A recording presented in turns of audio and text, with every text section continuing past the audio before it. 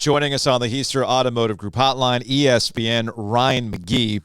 Ryan is a huge Star Wars nerd like me, and while we can sit here and we can talk about Andor all day and how awesome it is, I feel like, Ryan, there is a Star Wars analogy with what the college football playoff did with the Rose Bowl. It's like pray we don't alter the deal any further. Either you're going to get on board with this college football playoff expansion or you're not. Is that your read?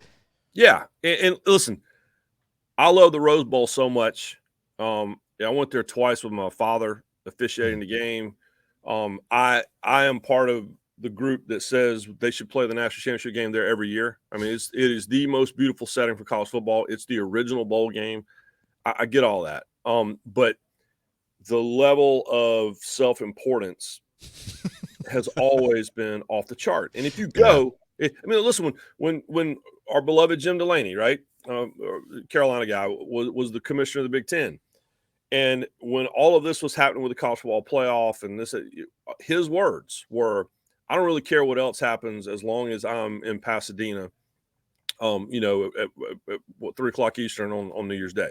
Yeah. And that's kind of how they always feel. And so, but the reality is that it's either you get on board or the train's going to leave without you, because what are their options? I mean, and so that's what happened was they just kind of ran, but they have to be a part of the deal. If they're not a part of the deal, it's going to be a huge hole.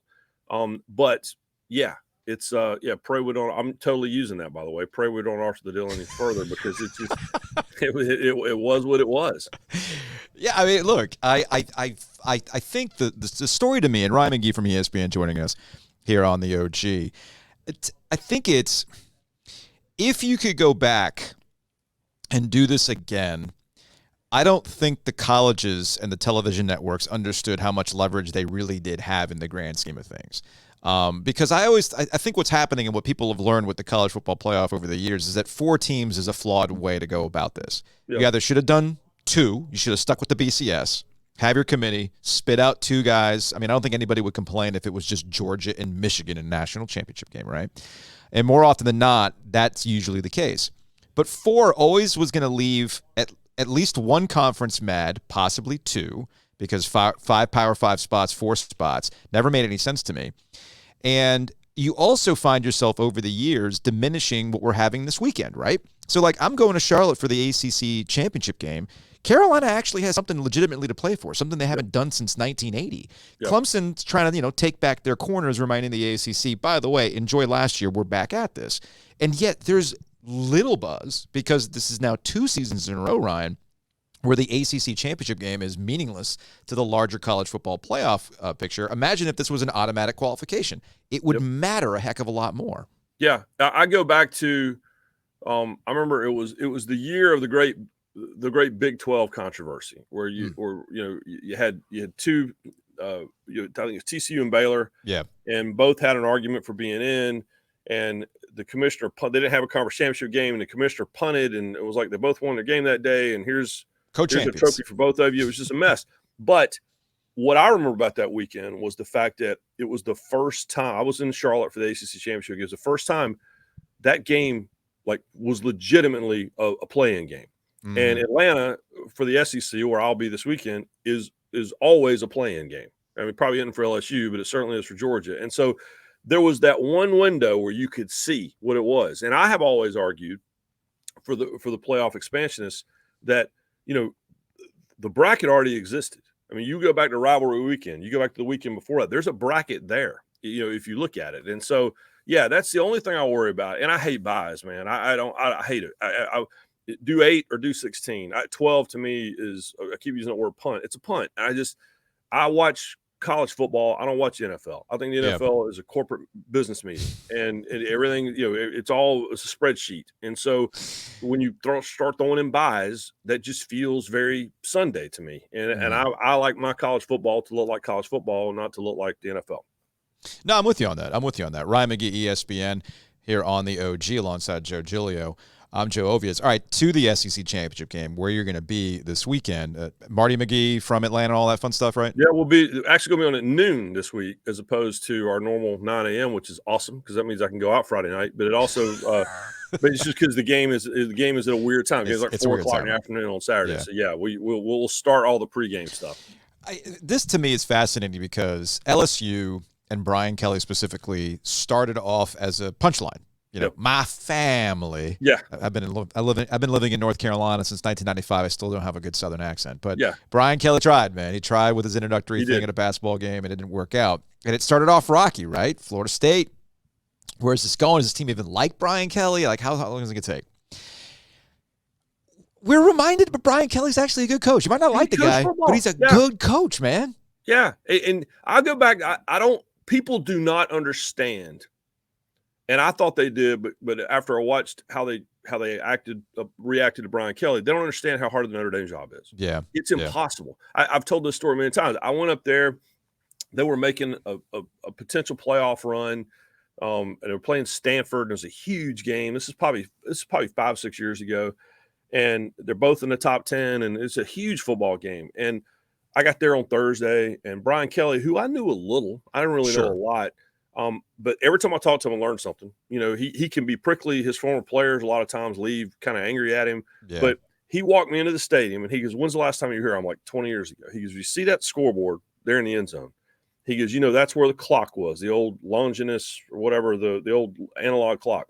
He goes, "Like 5 years of meetings and fights to get a video board put in that end zone."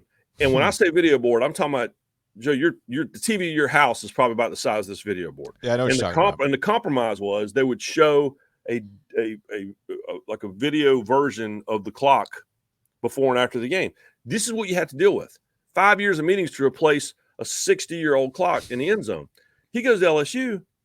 He'll let him do whatever he wants. Right. And so I know he can coach football. And now he has a blank checkbook. And so, we're all surprised they're in Atlanta, but I'm not surprised he can coach football. I mean, I believe that all along. But for whatever reason, people don't like him. I mean, he's not a huggable guy. Would it surprise you if they beat Georgia? Yeah, it would surprise the world. Georgia's better than everybody else. Georgia's the best team in the country. I felt that way all along. I was at the Tennessee game. When I saw how they just pushed Tennessee around after Tennessee just beating Alabama, I was like, this is the best team in the country. And everybody keeps waiting on Stetson Bennett, the fourth, he of the Northridge Country Club name. Everybody keeps waiting on him to be bad and to blow games. And the Georgia fans wanted him benched in the national championship game last year. They all told him to leave in January. And he keeps coming back, and all he's done is win pretty much every game he's ever played. So yeah, they're just really, really, really good. They're gonna win the whole thing. Georgia gonna win the whole thing. I think so. I mean, I'm blown away with what Michigan did against Ohio State at Ohio State. But the reality is that at one point, I think Michigan had started the season with 3 consecutive teams that were in my bottom 10. ESPN.com. So their schedule is a disaster. Talk to Giglio about when he was filling in for Lauren Brownlow on the AP Top 25 vote this year, and Michigan fans were all up in his mentions all the time. Me too. And it's like, well, there's a reason why. Like, you haven't done anything yet. And I do think and Ryan McGee of ESPN joining us here on the OG, I do think there's a specific context to Ohio State, Michigan that's separate from just how good Michigan might be. That just might be that Jim Harbaugh has figured out against Ryan Day, I know how to prepare my team for this game better than you know how to prepare this team for this game. Not too dissimilar to Dave Doran at NC State and how he treats the North Carolina game, right? Yep. I don't know if Michigan on the national level is going to do the same thing, how they bullied Ohio State, which I think is a larger conversation about where Ryan Day – it's kind of funny. Ryan Day's feeling heat. He's literally lost 2 games, man. 2 games. Like 2 games, and he's feeling heat. It's the John Cooper rule, right? Whew. John Cooper was at Ohio State forever, and he couldn't beat Michigan. He every year won 10 or 11 games, went to the Rose Bowl a bunch of times, won Big Tens prior to championship games. But that was you only have to win 1 game, and you really do. If you went 1-11. You probably could keep the job as long as you won that game at the end of the year. But yeah, it's so funny. I went to Ohio State midseason, did a story on the wide receivers. I love Ryan Day. I think he's awesome. I think I can't stand Urban Meyer. I can't stand him. I've never liked him. And Ryan Day is the anti-Urban Meyer. He's just a good guy who can coach football. And so I feel like he'll get it figured out. But there's a reason why that game. If you want to admit it or not, there's a reason why that game is the game. And but the point is, Michigan can't bully Georgia. Nope. Can't do it. Nope. And so it's going to be. I think they can bully TCU.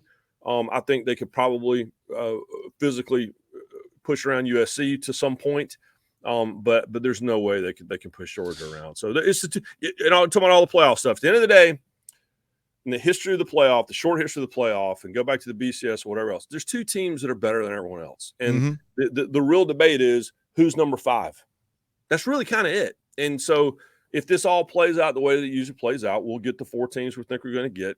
We'll probably have 2 not super competitive semifinals. I hope that's not the case. And then the 2 best teams will be in Los Angeles in January. Ryan McGee, ESPN, Marty and McGee, although at noon this go-round. Yeah. And on Saturday. Well, we're going to be out in Charlotte having all the fun and frivolity ahead of Clemson and North Carolina. I hope they wear the orange and the blue. I hope they go home. Oh, home my colors. gosh, me too. And I'll say this, if the first half of the Georgia LSU game goes how I think it's going to go, I might be driving by Bank of America Stadium and waving at y'all. Probably about the third quarter on Saturday night. So we'll see. Fair enough. Ryan McGee, ESPN. We appreciate it, man. We'll talk to you later. Yeah, buddy. Thanks.